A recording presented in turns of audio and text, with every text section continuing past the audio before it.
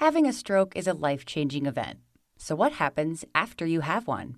May is Stroke Awareness Month. So to help guide us through life post-stroke, we are talking to Dr. Angelica Sobran-Cassar, an outpatient and inpatient physiatrist at Roger C. Peace Inpatient Rehab Hospital.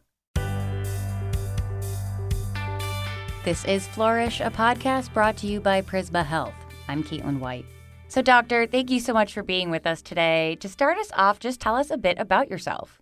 Yes, good morning. My name is Dr. Angelica Sobran-Cassar, and I am a board-certified outpatient and inpatient physiatrist.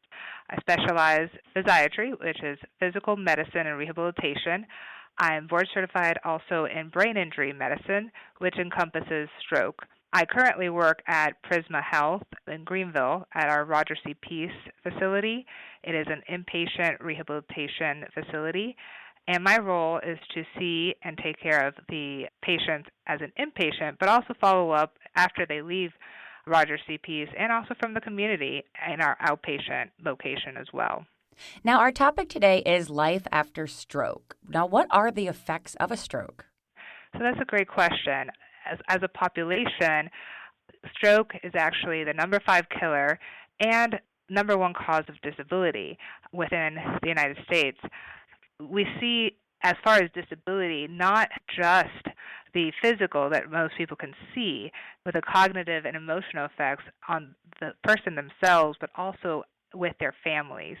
So I've been asked to go through the signs and symptoms, which, again, is very crucial because time is brain, we say. We want to get the person the treatment as early as those symptoms begin. So any changes in speech, so having some slurring of the speech, drooping in the actual face, changes in your vision, difficulty getting words out, weakness on one side or another.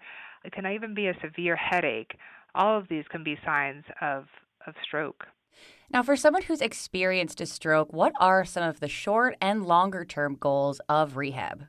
On the short term, we want to focus on independence. So in the acute care side, we have physical therapists, occupational therapists, speech therapists, and of course nursing and so forth that will look at how the person can function and what they can do on their own versus how much assistance they need.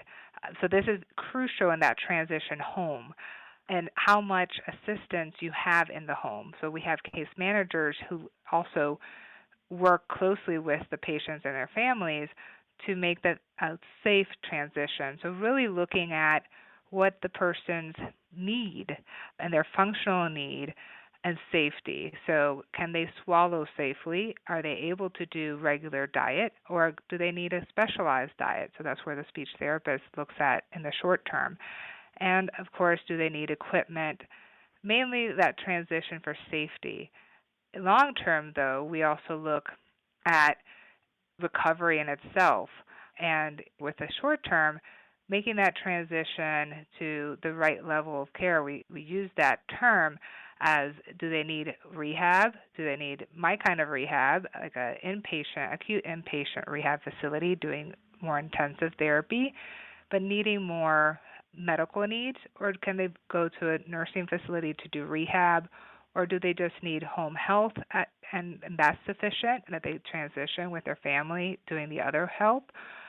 Or outpatient services, or maybe none at all, just really identifying what the patient needs at that time. Then long-term, of course, is what people always ask about is, can they walk? Will they be able to cook? Will they be able to move their hand, their speech, memory? All of those things will be more of a long-term goal. Many people do transition to living independently. It really depends on how they are. And within the first few days, you can see some changes that, well, if they're very weak on one side or another, if they can't safely move from, let's say, the bed to the chair without falling and they need that physical assistance, they'll need that someone with them.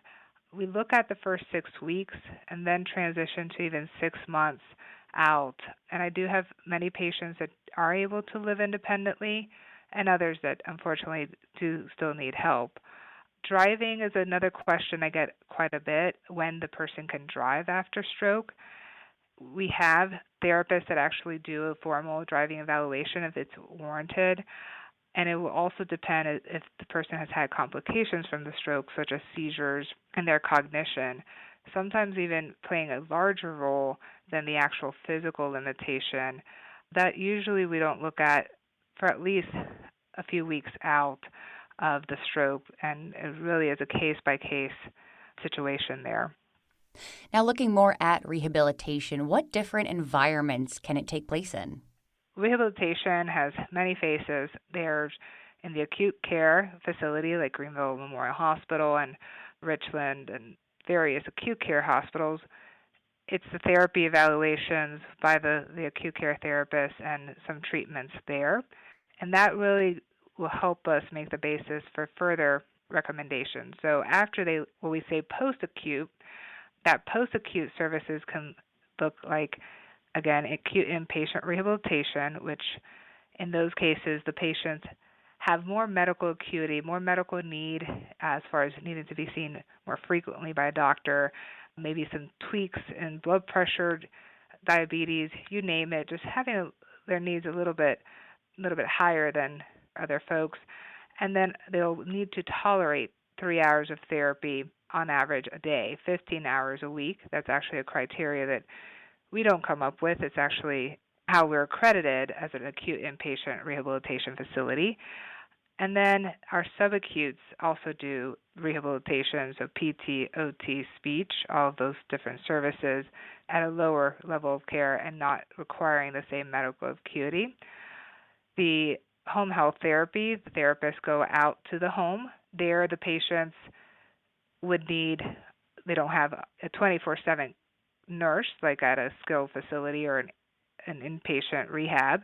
So that usually will fall to the family to assist them. And those patients, it varies on their level of need as far as physical assistance. And so their therapists will come out about 2 to 3 times a week, depending on the goals that are set by those therapists. And then lastly, you have outpatient therapy. Those you see several centers throughout different areas, and you would be at home transitioning there 2 to 3 times per week and going to the clinic to work with a therapist independently in that setting. So what does an average recovery team look like? How many people are involved? Quite a few. I've already mentioned, physical therapists. We have the speech therapist, occupational therapist, and we really strive to involve the patient as part of the team and their family. You can never forget those two components are the foremost and most important, because you have to have that focus from within to recover, and then also the right support system and the family engagement is quite crucial. And then also for some individuals, there's nursing needs. They may have other complications that warrant a nurse, and also in the other facilities as well. But I have patients in the home setting. They have a home health nurse or an aide as well, so nursing assistant, or another paid caregiver could be a part of the team as well. You have recreational therapists. We have adaptive sports and so forth. There's a lot to the team. And then, of course, the physiatrists and the physicians. We actively engage the primary care physicians. We love for our stroke patients to go to their primary care physicians and really follow up with their blood pressure and diabetes and all those risk factors that our PCPs are so crucial in managing with them. The neurology team does a great job as far as stroke clinic, following up with the patients they've seen. And then, of course, the physiatrists. A lot of us will work on the rehab plan, but not every stroke patient has a need for a physiatrist because they have a primary, or the neurologist will work on that. So how can caregivers at home help in their loved one's recovery? What are some tips for managing at home after a stroke?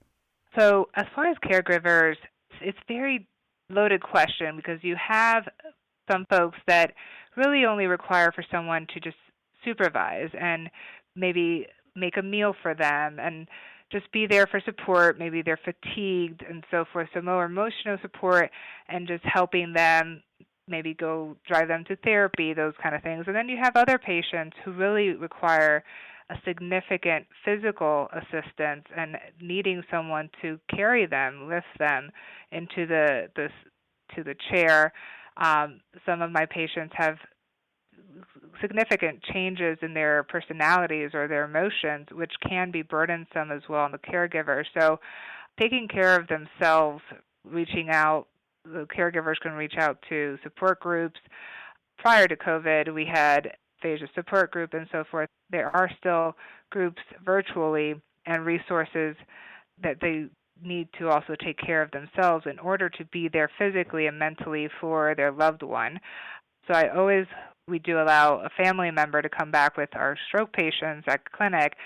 That is one of the topics we talk about, is reducing caregiver burden and how it's impacting the caregiver as well, because they've obviously been through a different type of trauma as far as emotionally and seeing their loved one go through all of this.